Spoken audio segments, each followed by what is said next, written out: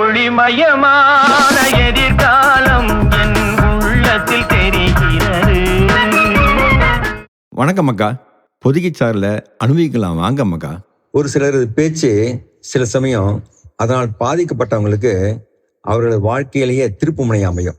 அது நல்லதாகவும் இருக்கலாம், கெட்டதாகவும் இருக்கலாம். சம்பந்தப்பட்டவரை காயப்படுத்தி அவர்களை நிலைகுலையும் செய்யலாம். ஒரு சிலரை அந்த வார்த்தைகள் அவர்களை முன்னேறவும் வைக்கலாம். இந்த கதையை கேளுங்களேன். டாடா கம்பெனி ட்ரக்கு மற்றும் கனரக வாங்கல்ல சிறந்த மார்க்கெட் லீடராக இருந்தாங்க. அவங்களுக்கு சிறு கார்களிலும் கால் பதிக்க ஆசை. இதுக்காக டாடா மோட்டார்ஸ் என்ற கம்பெனி ஆரம்பிச்சாங்க. டாடா பிராண்ட் இருந்தனால அந்த கார் நல்ல தரமானதாக இருக்கும்னு பொதுமக்கள் நிறைய பேர் டாடா இண்டிகா காரை புக் பண்ணாங்க. ஆனால் டாடா இண்டிகா கார் பொதுமக்கள் எதிர்பார்த்த தரத்தில் இல்லை.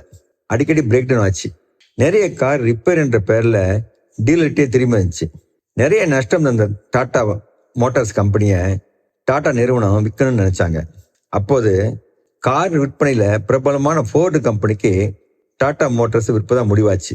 கீழ்மட்ட நிலையில் பேச்சுவார்த்தையெல்லாம் முடிவான பிறகு கடைசியாக ஃபோர்டு முதலாளிகிட்ட இறுதிக்கட்ட பேச்சுவார்த்தைக்காக டாடா குழு போனாங்க. அந்த கூட்டத்தில் ஃபோர்டு முதலாளி ரட்டன் டாட்டாவை பார்த்து, உங்களுக்கு தெரியாத தொழில் ஏன் இறங்குனீங்க? உங்களுக்கு கனரக வாங்கினா தான் சரிப்பட்டு வரும்.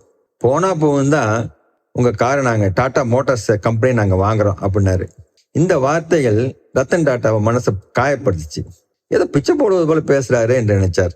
மீட்டிங் முடிஞ்சு வெளியே வந்த ரத்தன் டாட்டா பத்திரிகைக்காரங்கிட்ட நாங்கள் டாடா மோட்டார்ஸ் விற்பதா இல்லை என்று சொன்னார். பின்பு அவரது குழு பொதுமக்கள்கிட்ட அவர்களுடைய எதிர்பார்ப்பு என்ன, டாடா இண்டிகா காரில் என்னென்ன அசௌகரியம் இருக்குன்னு கேட்டாங்க. டீலர்கிட்டையும் அவங்களுடைய கருத்துக்களை கேட்டாங்க. தனது ஊழியர்கள்ட்ட பிரெயின் ஸ்டார்ம் பண்ணி டாடா இண்டிகாவில் என்னென்ன மாற்றங்கள்லாம் செய்யலாம்னு கேட்டாங்க.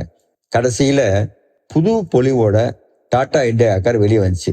தனக்கான இடத்த சந்தையில் பிடிச்சிச்சு. வேறு ஒருத்தராக இருந்தால் எதிராளிகளோட வார்த்தைகளை காயப்பட்டு தன்னம்பிக்கை இழந்து மேலும் சோர்ந்து போயிருப்பாங்க. ஆனால் ரத்தன் டாட்டாவோ அந்த சொற்களையே ஊக்கமளிக்கும் வார்த்தைகளை எண்ணிக்கிட்டு முடிவில் வெற்றி கொடி நாட்டினார். என்ன மக்கா, நம்ம யாரும் மட்டம் தட்டினா நிலையுணர்ந்து போகாம தன்னம்பிக்கை இழக்காம அவர்கள் முன்னாடி வாழ்ந்து காட்டுவோமா? இந்த பொதுகிச்சாலை எப்படி இருந்ததுன்னு கமெண்ட்ல பதிவு பண்ணுங்க மக்கா. ஒளிமயமான எதிர்காலம் காண மீண்டும் அடுத்த பொதுகிச்சாலை சந்திப்போமா?